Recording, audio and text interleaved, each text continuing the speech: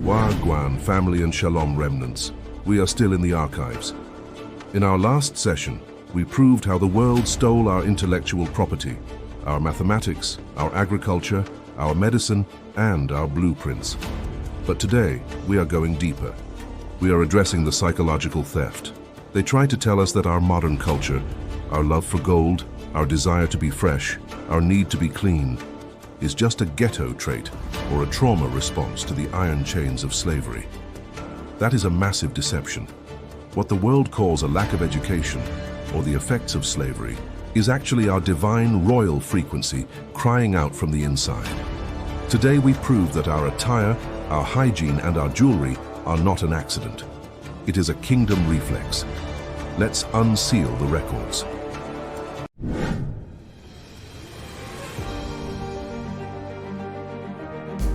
Let's start with the gold.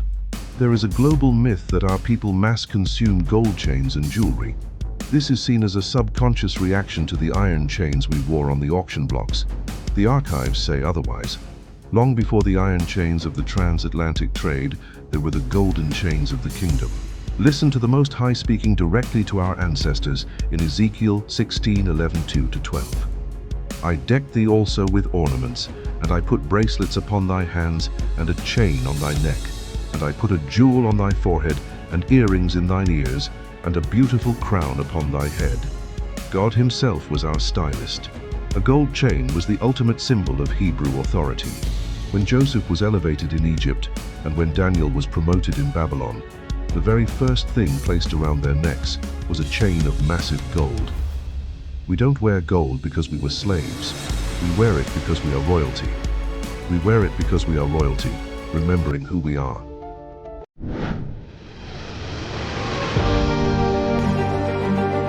Our ancestors didn't just wear gold, it was a part of their daily grooming. The first-century historian Flavius Josephus recorded the majesty of King Solomon in his Antiquities of the Jews.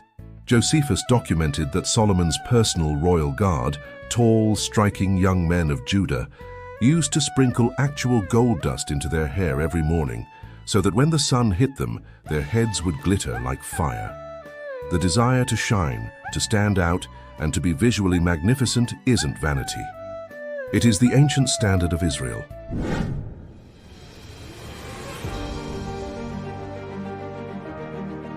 What about our clothing?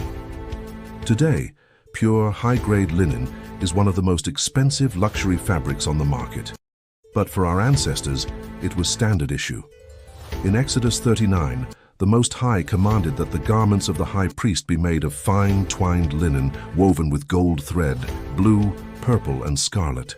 We are a people of high-definition color and texture.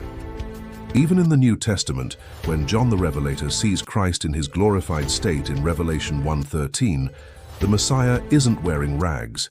He is clothed with a garment down to the foot, girt about the chest with a golden girdle.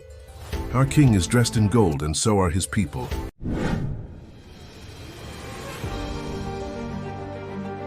And let us not forget the daughters of Zion. While the pagan empires of Rome and Greece often flaunted their status through sheer or revealing clothing in their public spaces, the Israelite woman's standard was royal modesty. Garments that fully covered yet announced high status through sheer quality. Look at Proverbs 31:22. She maketh herself coverings of tapestry, her clothing is silk and purple. Look at the protocol of Queen Esther in Esther 2:12. Before she even approached the king, she underwent a 12-month purification ritual, 6 months bathing in oil of myrrh, and 6 months in sweet odors and perfumes. Our women were delicate, aromatic, and steeped in divine hygiene protocols.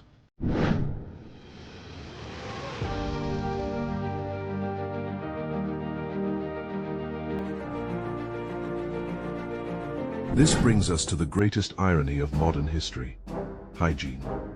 During the Middle Ages and the Renaissance, hygiene in Europe was virtually non-existent. Monarchs proudly boasted of bathing only once or twice in their entire lives. Yet, when Christopher Columbus and his crew arrived in the Americas, historical accounts show that the indigenous people, the tribes of the Northern Kingdom, were repulsed by the smell of the European explorers. The natives bathed daily in the rivers. The sailors hadn't bathed in months. Furthermore, It was the Moors, the Israelites who ruled North Africa and Spain, who brought the concept of the public bathhouse and the widespread use of soap to Europe. We literally had to teach the Western world how to clean themselves.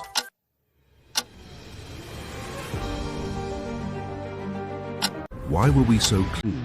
Because it was the law.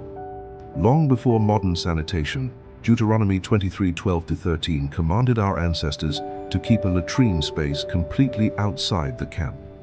They carried a paddle, a shovel, to immediately cover their waste.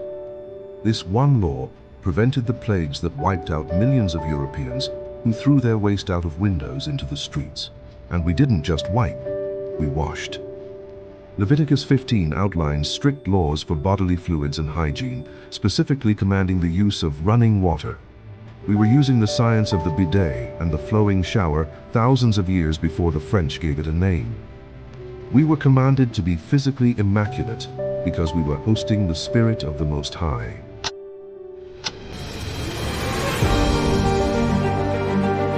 So, family, when they tell you your desire for fine clothes, gold, cleanliness, and high status is acting out, tell them to check the archives.